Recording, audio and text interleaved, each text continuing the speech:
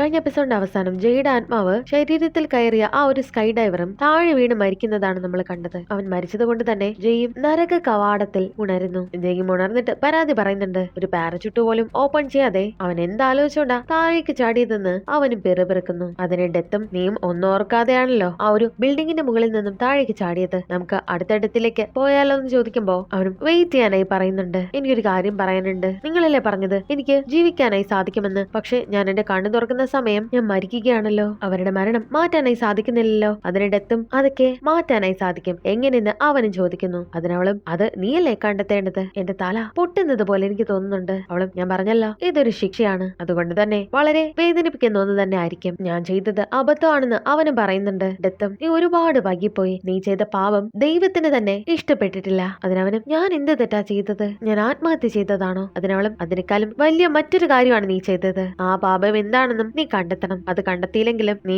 ആരുടെ ശരീരത്തിൽ രക്ഷപ്പെടാനായി ശ്രമിച്ചാലും ആ കാരണം കണ്ടെത്തിയില്ലെങ്കിൽ നീ നരകത്തിലേക്ക് പോകുന്നതായിരിക്കും. ആ സമയം നരകത്തിൽ നിന്ന് എന്തൊക്കെയോ സൗണ്ട് ഇവരും കേൾക്കുന്നുണ്ട്. അത് കേൾക്കുമ്പോൾ ജയും പേടിക്കുന്നു. ശേഷം അവളും അവനെ ഷൂട്ട് ചെയ്യുന്നുണ്ട്. അവനും അവിടെ വീണു പോകുന്നു. കണ്ണു തുറക്കുമ്പോ ഒരു സ്കൂളിലാണുള്ളത്. ഇതെന്താ ഞാൻ ഈ കാണുന്നത്, ഞാനൊരു ടീച്ചറാണോ അതോ കുട്ടിയോ? അവനും വേഗം തന്നെ ഒരു കണ്ണാടി കണ്ടെത്തുന്നുണ്ട്. നോക്കുമ്പോ അവനൊരു ഹൈസ്കൂളിൽ പഠിക്കുന്ന ഒരു കുട്ടിയാണ്. അവൻ എങ്ങനെയായിരിക്കും മരിക്കാനായി പോകുന്നത്? അപ്പോഴാണ് അവന് നോക്കുമ്പോ അവിടെ ക്ലാസ്സിലൊരു പയ്യനും ഇവന്റെ കഴിഞ്ഞ ഒരു ജന്മത്തില് ആ ഒരു സ്കൈ ഡൈവർ ഉണ്ടല്ലോ അയാള് വീണ് മരിക്കുന്ന വീഡിയോ കണ്ടിട്ട് അവന് ചിരിച്ചുകൊണ്ടിരിക്കുകയാണ്. അത് കണ്ടിട്ട് ജയ്ക്ക് ദേഷ്യമാണ് വരുന്നത്. ഒരാൾ മരിക്കുന്നത് കണ്ടിട്ട് ഇവൻ എന്തിനെങ്ങനെ കിടന്ന് ചിരിക്കുന്നതെന്ന് അവന് ചിന്തിച്ചിട്ട് അവന്റെ തലയിൽ അടിക്കാനായി വരുന്ന സമയമാണ് ആ ചെറിയ പയ്യന്റെ ഓർമ്മകളും അവന് വരുന്നത്. എന്റെ പേര് ക്വാൻ ഹെക്സു, എനിക്ക് 17 വയസ്സാണുള്ളത്. എനിക്ക് 5 വയസ്സുള്ളപ്പോ എന്റെ അച്ഛനും മരിച്ചുപോയി. എന്റെ അമ്മയാണ് കഷ്ടപ്പെട്ട് എന്നെ വളർത്തുന്നത്. അമ്മയും ഒരുപാട് കഷ്ടപ്പെടുന്നത് കാണുമ്പോ ഞാനും നന്നായി പഠിച്ച് അമ്മയെ നോക്കണമെന്ന് എനിക്ക് തോന്നുന്നു. പക്ഷേ എനിക്ക് സ്കൂളിൽ പോകുന്നത് ഇഷ്ടമല്ല. അതിന്റെ കാരണം ആ സ്കൂളിലുള്ള കുറച്ച് കുട്ടികൾ ചേർന്നിട്ട് അവന് ഒരുപാട് ബുള്ളി ചെയ്യുമായിരുന്നു. നേരത്തെ വീഡിയോ കണ്ടുകൊണ്ടിരുന്ന ആ ഒരു പയ്യനാണ് ഇവനെ കൂടുതലായിട്ടും ഉപദ്രവിക്കുന്നത്. അവനും വീട്ടിൽ നിന്നും പണമൊക്കെ വാങ്ങിക്കൊണ്ട് വരണം എന്നൊക്കെ പറഞ്ഞിട്ട് അവനെയും ബുള്ളി ചെയ്യുന്നു. ഇക്കാര്യം മറ്റുള്ള കുട്ടികളും ഫോട്ടോ എടുക്കുന്നു. പക്ഷെ ഇവൻ അമ്മയോടൊന്നും തന്നെ പറയില്ല. അതിന്റെ കാരണം ഓൾറെഡി അമ്മ ഒരുപാട് കഷ്ടപ്പെടുന്നുണ്ട്. നീ ഇക്കാര്യം പറഞ്ഞിട്ട് അമ്മയ്ക്ക് ഞാനൊരു ഭാരമാകണ്ടെന്ന് വിചാരിച്ചിട്ടാണ് ഇവനൊന്നും തന്നെ പറയാത്തത്. പക്ഷെ ഇവന്റെ സ്കൂൾ ലൈഫ് ഇവനൊട്ടും തന്നെ ഇഷ്ടമല്ല. അവിടെയുള്ള കുട്ടികളൊക്കെ കാണുന്ന സമയം അവരെ ഒരു മോൺസ്റ്റർ ആയിട്ടാണ് അവനും തോന്നുന്നത്. അങ്ങനെ അവനും ഒരു ഡിസിഷൻ എടുക്കുന്നു. ആ ഒരു ബുള്ളി ചെയ്യുന്ന പയ്യന്റെ അടുത്ത് ചെന്ന് ഇനി നിങ്ങൾ എന്നെ ബുള്ളി ചെയ്ത് കഴിഞ്ഞാൽ ഞാൻ ഈ ബിൽഡിങ്ങിന്റെ മുകളിൽ നിന്ന് താഴേക്ക് ചാടും. അതിനാ ബുള്ളിയും പറയുന്നത് നീ ചാടി മരിച്ചു കഴിഞ്ഞാൽ എനിക്കിപ്പോ എന്താ എന്നൊക്കെ പറഞ്ഞ് അവനെ വീണ്ടും അടിക്കുന്നു. നിനക്ക് മരിക്കാനായി പ്ലാൻ ഉണ്ടെങ്കിൽ ആദ്യം എനിക്ക് പോയി നീ കുറച്ച് ഡ്രിങ്ക്സ് വാങ്ങിയിട്ട് വരണം. അതൊക്കെ കണ്ടിട്ട് സഹിക്കാനാകാതെ അവനും ഒരു ആത്മഹത്യക്കുറിപ്പ് എഴുതി വെക്കുന്നുണ്ട്. എന്നിട്ടും കസേരയിൽ നിന്നും എഴുന്നേൽക്കുന്നത് അവനും കാണുന്നു. അത്രയുമാണ് ആ ചെറിയ പയ്യന്റെ ഓർമ്മകൾ. അവനും മനസ്സിലാകുന്നുണ്ട് ആ മുൻപിലിരിക്കുന്ന പയ്യനാണ് ആ കുട്ടിയെ ബുള്ളി ചെയ്യുന്നതെന്ന്. അവനും സീറ്റിൽ വന്നിരുന്നിട്ട് ആ ഒരു ചെറിയ പയ്യൻ എഴുതിയിട്ടുണ്ടായിരുന്ന ആത്മഹത്യക്കുറിപ്പം വായിച്ചു നോക്കുന്നു. അതിനകത്ത് ഇവനെ ബുള്ളി ചെയ്തിട്ടുണ്ടായിരുന്ന എല്ലാ കുട്ടികളുടെയും പേരും എഴുതിയിട്ടുണ്ട്. എനിക്ക് വിശ്വസിക്കാൻ വയ്യ, ഞാനിപ്പോ ഒരു ഹൈസ്കൂളറാണ്,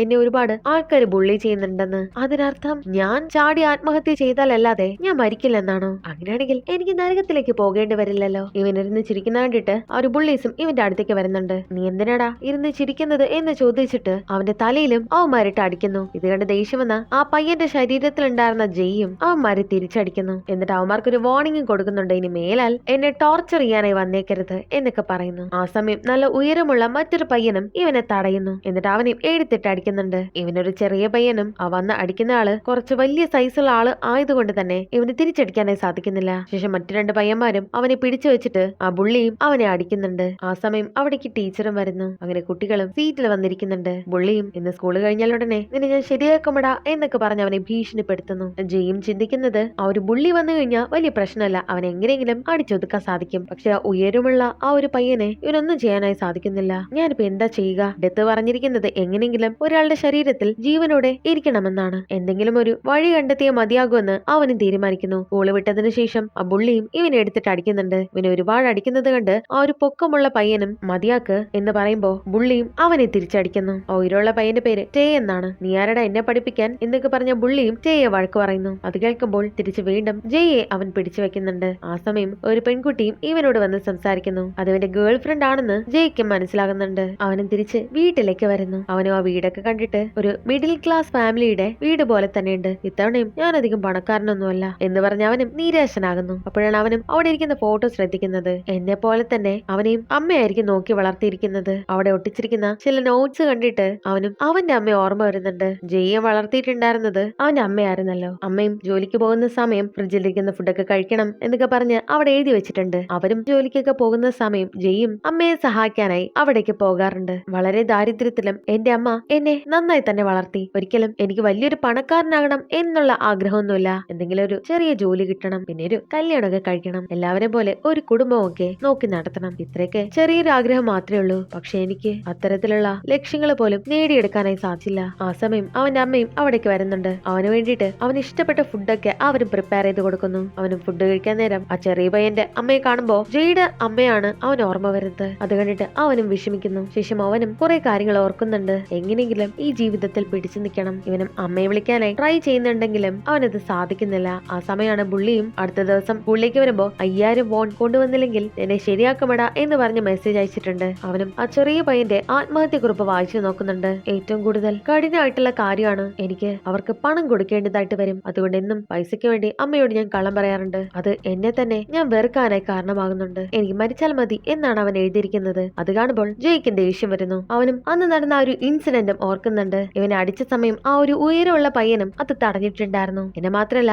അവനെയും ആ ബുള്ളി ഉപദ്രവിക്കുന്നുണ്ട്. എന്നിട്ട് അവനും കണ്ണാടിയിൽ നോക്കിയിട്ട്, ഹ്യൂക്സു, നിന്നെ മരണത്തിലേക്ക് നയിച്ച ആ ഒരു ബുള്ളിയെ ഞാനൊരു പാഠം പഠിപ്പിക്കുന്നുണ്ട്. അങ്ങനെ അടുത്ത ദിവസം ക്ലാസ്സിലിരിക്കുന്ന സമയമാണ്. ഇവനും ആ ഉയരമുള്ള ആ പയ്യനായ ചേയെ നോട്ടോട്ട് വെച്ചിട്ടുണ്ടായിരുന്നു. അവനും റെസ്റ്റ് റൂമിലേക്ക് പോവുകയാണെന്ന് പറഞ്ഞ് പുറത്തേക്ക് പോകുന്നുണ്ട്. അത് കണ്ടിട്ട് അവനോട് ഒറ്റയ്ക്ക് സംസാരിക്കാനായി ജയും പുറകെ പോകുന്നു. ആ ഒരു ബുള്ളിയുടെ പേരാണ് ജിൻസാങ്. നിങ്ങൾക്ക് ആ ജിൻസാങ്ങിനെ അടിയിൽ തോൽപ്പിക്കാനാകുമോ? നിനക്കിപ്പോ എന്താ വേണ്ടതെന്ന് അവന് ചോദിക്കുമ്പോ, ഞാൻ കണ്ടെത്തിയ ഒരു കാര്യം, ആ ജിൻസാങ്ങിനെക്കാളും വളരെ ശക്തനാണ് നിങ്ങൾ എന്തുകൊണ്ടാണ് അവനെ പേടിക്കുന്നതെന്ന് എനിക്കറിയില്ല. പക്ഷെ ആ ബുള്ളിയെക്കാളും നിങ്ങൾ വളരെ സ്ട്രോങ്ങർ ആണ്. അതിന് ടീം എന്തുകൊണ്ടാ അവൻ എന്നെ ഭരിക്കുന്നതെന്നും അവൻ എന്നെ അടിക്കുന്നതെന്നും നിനക്കറിയണമോ? അതിന്റെ കാരണം അവനെ എനിക്ക് പേടിയായതുകൊണ്ടല്ല എന്ന് പറഞ്ഞുകൊണ്ട് നിൽക്കുമ്പോഴാണ് ആ ഒരു ബുള്ളിയും അവിടേക്ക് വരുന്നത്. ഇവന്മാര് നിന്ന് സംസാരിക്കുന്നത് കാണുമ്പോ എന്താ കാര്യമെന്ന് അവനും തിരക്കുന്നുണ്ട്. അതിന് ടീം ഞാൻ വെറുതെ അവനെന്ന് ഉപദേശിക്കുകയായിരുന്നു എന്നൊക്കെ പറയുന്നുണ്ട്. അത് കാണുമ്പോ ബുള്ളിയും വീണ്ടും ജയെ അടിക്കുന്നുണ്ട്. ജയ്ക്കും ശരിക്കും ആ ബുള്ളിയോട് നന്നായി തന്നെ ദേഷ്യമുണ്ട്. പക്ഷെ ആ ദേഷ്യമൊന്നും അവൻ കാണിക്കുന്നില്ല. ജയും, നീ എന്നോട് ചോദിച്ചില്ലേ എന്തുകൊണ്ടാ ഞാൻ അവനുമായി വഴക്കിന് പോകാത്തതെന്ന്? അവനെ എനിക്ക് എപ്പോ വേണമെങ്കിലും അടിച്ചിടാം. പക്ഷെ അവനൊരു കൂട്ടുകാരനുണ്ട്. ഇവനെ ഞാൻ എപ്പോ തൊട്ടാലും അവൻ എന്നെ വെറുതെ വിടില്ല. അത് നമ്മുടെയൊക്കെ ഒരു സീനിയർ ആണ്. ഈ ഒരു ഏരിയയിൽ തന്നെ ഏറ്റവും ശക്തനായിട്ടുള്ള മനുഷ്യൻ അവനാണ്. സ്കൂളിൽ പഠിക്കുന്ന സമയം തേക്കോണ്ട പഠിക്കാനായി ഈ ബുള്ളിയും ആ ഒരു സീനിയറും പോയിട്ടുണ്ടായിരുന്നു. അങ്ങനെയാണ് അവർക്ക് തമ്മിൽ പരിചയം. ആ ബുള്ളിയെ ആരെങ്കിലും ഉപദ്രവിക്കാനായി ശ്രമിച്ചു കഴിഞ്ഞാൽ ആ ഒരു സീനിയറും ഇടപെടാറുണ്ട്. അതുകൊണ്ടാണ് ആ ബുള്ളിയും ജയെ ഉപദ്രവിക്കുന്നത്. ജയും ഒരു പ്ലാൻ ഇടുന്നുണ്ട്. എങ്ങനെയെങ്കിലും എനിക്കിവിടെ ജീവിച്ചാൽ മതിയാകൂ, അതിനെന്തെങ്കിലും ഒരു വഴി കണ്ടെത്തിയാൽ മതിയാകുകയുള്ളൂ. അങ്ങനെ ഇവനും ക്യാൻറ്റീനിലിരുന്ന് ഭക്ഷണം കഴിച്ചുകൊണ്ടിരിക്കുന്ന സമയം ആ ഒരു ബുള്ളിയും അവന്റെ തലക്കിട്ട് ഒരെണ്ണം കൊടുക്കുന്നുണ്ട്. എന്നിട്ട് അവനെ കളിയാക്കിട്ട് പോകുന്നു. ഇത് കേൾക്കുമ്പോൾ ജയ്ക്കും ദേഷ്യം വരുന്നു. എന്നിട്ട് അവൻ കഴിച്ചുകൊണ്ടിരുന്ന ആ ഒരു നൂഡിൽസ് അവന്റെ തലയിലേക്ക് വെച്ചു കൊടുക്കുന്നുണ്ട്. നിനക്ക് ഫുഡ് ഇഷ്ടമായോ? നീ ഫുഡ് നന്നായിട്ട് എൻജോയ് ചെയ്തോളൂ എന്ന് പറഞ്ഞിട്ട് അവനും ഓടിപ്പോകുന്നു. ഇത് കാണുമ്പോ ആ ബുള്ളിക്കും ദേഷ്യം വരുന്നുണ്ട്. അവനും ജയെ വിളിച്ചിട്ട് ആ ഓടിപ്പോയവനെ ഇവിടേക്ക് പിടിച്ചുകൊണ്ട് വരാനായി അവനോട് പറയുന്നുണ്ട്. ആ സമയം ജയുടെ കൂടെ ഇരിക്കുന്ന ഒരു പയ്യനും എഴുന്നേൽക്കുന്ന സമയം ജയ അവനെ തടയുന്നുണ്ട്. നമുക്ക് ക്യാൻറ്റീനിലെ ഫുഡ് ഇനി കിട്ടില്ല, അതുകൊണ്ട് വേഗം ഫുഡ് കഴിക്കാം എന്നാണ് പറയുന്നത്. ബുള്ളിയും അവനെ വഴക്ക് പറയുന്ന സമയം ചെയ്യും, നിന്റെ കോലം നോക്കിക്കേ, നീ വേഗം പോയി കുളിക്കാനായി പറഞ്ഞ് അവനെ കളിയാക്കുന്നു. ഇത് കേൾക്കുമ്പോൾ അവിടെ ഇരിക്കുന്ന എല്ലാവരും ചിരിക്കുന്നു. ഇവന്റെ ഗേൾ ഫ്രണ്ടും ഇവനെ ഒരുമാതിരി നോട്ടം നോക്കുന്നുണ്ട്. അത് കാണുമ്പോ ഇവനെന്തോ നാണക്കേട് തോന്നി അവിടെ നിന്നും ഓടിപ്പോകുന്നു. ജയുടെ കൂട്ടുകാരനും അവനോട് ചോദിക്കുന്നുണ്ട്, ഇനി ആ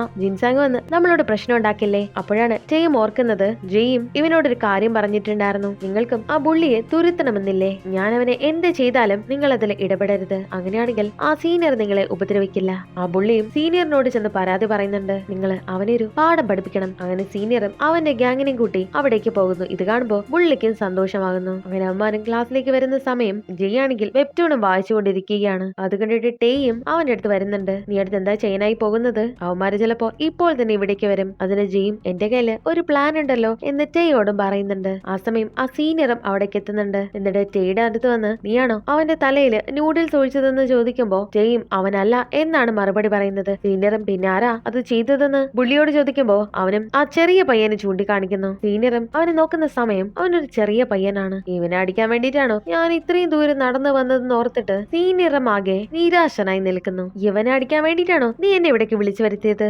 ഇതുപോലൊരു ചെറിയ പയ്യനെ കൂടി നിനക്ക് ഹാൻഡിൽ ചെയ്യാനായി സാധിക്കില്ലേ എന്ന് പറഞ്ഞിട്ട് സീനിയറും അവിടെ നിന്ന് പോകുന്നു. ഇനി മേലാൽ ഇതുപോലുള്ള കാര്യങ്ങളൊക്കെ പറഞ്ഞ് എന്റെ അടുത്തേക്ക് വരരുതെന്ന് പറഞ്ഞ് ബുള്ളിയെ വാൺ ചെയ്തിട്ട് സീനിയറും അവിടെ നിന്ന് പോകുന്നു. അത് കണ്ടിട്ട് ജയും അവന്റെ അടുത്ത് വന്ന് സംസാരിക്കുന്നുണ്ട്. ഇനി അവൻ നിന്റെ ഫ്രണ്ട് അല്ല, അതുകൊണ്ട് നമ്മളാരും നിന്നെ പേടിക്കേണ്ട ആവശ്യമില്ല. ഇത് കേട്ട ദേഷ്യം വന്ന് ആ ബുള്ളിയും ജയെ അടിക്കാനായി പോകുന്ന സമയം ജയ് വന്ന് തടയുന്നുണ്ട്. എന്നിട്ട് അവനെ തിരിച്ചടിക്കുന്നു. ജെയും ഞാൻ പറഞ്ഞതല്ലേ എന്റെ ഒരു കൈ വെച്ചിട്ടുള്ള ഒരു അടിമതി അവൻ വീണു പോകാനെന്ന്. ഇത്രയും നാളും എന്നോട് ഓർഡർ ചെയ്തല്ലേ ജീവിച്ചിട്ടുണ്ടായിരുന്നത്. ഇനി ഞാൻ പറയുന്നത് നീ കേൾക്കേണ്ടി വരും. മേലാൽ എന്നോട് കളിക്കാൻ വരരുതെന്ന് പറഞ്ഞ് അവനെയും വോൺ ചെയ്യുന്നു. സ്കൂളിലെ ഒറ്റ മനുഷ്യർക്കും ഇപ്പോ ആ ബുള്ളിയെ ഒരു വിലയുമില്ല. അവന്റെ ഗേൾഫ്രണ്ടിന്റെ അടുത്തേക്ക് വരുമ്പോ അവൾക്കും മറ്റൊരു ലൈൻ സെറ്റ് ആയിട്ടുണ്ടായിരുന്നു. അവൾക്കും ഇപ്പോൾ ഇവനെ ഒരു വിലയുമില്ല. അതുകൊണ്ട് നാണക്കെട്ട ബുള്ളിയും അവിടെ നിന്ന് പോകുന്നു. ശേഷം ജെയും ജോഗിങ് ചെയ്യാനായി പോകുന്നുണ്ട്. അവനും അവിടെ ഇരുന്ന് ആലോചിക്കുന്നത് എന്നാണ് ഇനി എനിക്കൊരു ജോലി കിട്ടുക, എന്നാണ് ഞാൻ പൈസ സമ്പാദിക്കാനായി പോകുന്നത്. ഭാവിയെ കുറിച്ച് ഓർത്ത് അവൻ ഇപ്പോഴും പേടിക്കുന്നു. അപ്പോഴാണ് ബുള്ളിയും കുടിച്ചുകൊണ്ട് അവിടേക്ക് വരുന്നത്. ഇതെല്ലാം നിന്റെ തെറ്റാണ്. അതിനവനും ഇതെല്ലാം എന്റെ തെറ്റ് തന്നെയാണ്. ഞാൻ എന്തിനാണ് ഇതൊക്കെ ചെയ്തതെന്ന് നിനക്കറിയാമോ?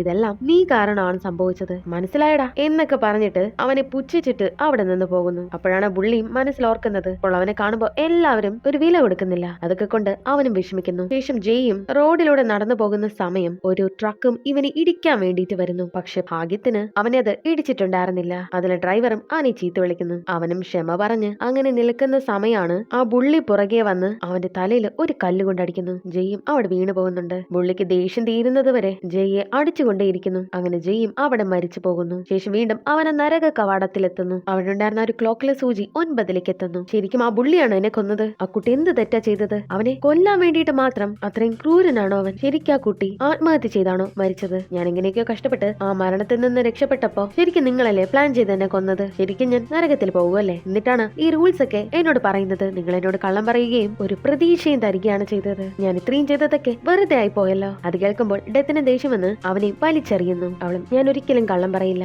നീ അവിടെ കിടന്ന് കഷ്ടപ്പെടുന്നത് കാണുമ്പോൾ ഒരുപാട് തമാശയൊക്കെ തോന്നുമെങ്കിലും നിന്റെ ഗെയിമിൽ ഞാനൊരു മാറ്റവും വരുത്താറില്ല. നീയാണ് ഡിസൈഡ് ചെയ്യേണ്ടത്. ഇനിയും എന്നോട് എതിർത്ത് സംസാരിക്കാനായി നിന്നു കഴിഞ്ഞാൽ നിന്റെ മുഖത്ത് തന്നെ ഞാൻ ഉടയ്ക്കുന്നതായിരിക്കും. നിന്റെ ജീവിതം നീ സ്വന്തമായി നശിപ്പിക്കാനായി ശ്രമിച്ചു കഴിഞ്ഞാൽ നരകത്തെക്കാളും വലിയൊരു വേദന തന്നെ നീ അനുഭവിക്കേണ്ടതായിട്ട് വരും. മനസ്സിലായോ? നീ പറഞ്ഞതുപോലെ ആ ഹൈസ്കൂൾ സ്റ്റുഡന്റും ശരിക്കും ആത്മഹത്യ ചെയ്തതാണ്. അങ്ങനെയാണ് അവൻ മരിക്കുന്നത്. നീ മരിക്കാനായിട്ടുള്ള കാരണം ഞാനുമായി യാതൊരു ബന്ധവുമില്ല. നീ എടുത്ത തീരുമാനങ്ങളാണ് നിന്റെ മരണത്തിലേക്ക് നയിച്ചത്. അവനും ഞാൻ ഒരുപാട് ശ്രമിച്ചിരുന്നു, പക്ഷെ ഞാൻ തോറ്റു പോവുകയാണല്ലോ. അവനും അങ്ങനെ എളുപ്പം മരിക്കാതെ പെട്ടെന്ന് ജീവിക്കാൻ പറ്റുന്ന ഒരു ബോഡിയിലേക്ക് എന്നെ അയച്ചുകൂടെ എന്ന് ചോദിക്കുമ്പോ അവളും അത് വലിയ രസമില്ലല്ലോ. ഇനിയുള്ള മരണങ്ങൾ വളരെ പ്രയാസപ്പെട്ടതായിരിക്കും എന്ന് പറഞ്ഞ് അവൾ വീണ്ടും ഷൂട്ട് ചെയ്യുന്നു. അവനും ഇപ്പോ മറ്റൊരാളുടെ ബോഡിയിലാണുള്ളത്. അവനാണെങ്കിൽ മുന്നിലുള്ളതൊന്നും തന്നെ കാണാനായി സാധിക്കുന്നില്ല. ആരൊക്കെയോ സംസാരിക്കുന്ന സൗണ്ട് അവൻ കേൾക്കുന്നുണ്ട്. ശരിക്കും അവനെ ആരോ തട്ടിക്കൊണ്ടുവന്ന് കെട്ടിവെച്ചിരിക്കുകയാണ്. ഞാൻ ഇനിയിപ്പോ എന്താ ചെയ്യുക എന്ന് അവനും ചിന്തിക്കുന്നു. ഒരു ഗ്യാങ്സ്റ്റർ ആണ് അവനെയും പിടിച്ചുകൊണ്ട് വന്നിരിക്കുന്നത്. അവന്റെ ദേഹം അവര് പെട്രോൾ ഒഴിക്കാനായി ശ്രമിക്കുന്നു. ആ ഗ്യാങ്സ്റ്ററും അവനോട് സംസാരിക്കാനായി പറയുന്നുണ്ട്. ഈ എടുത്തു കൊണ്ടുപോയ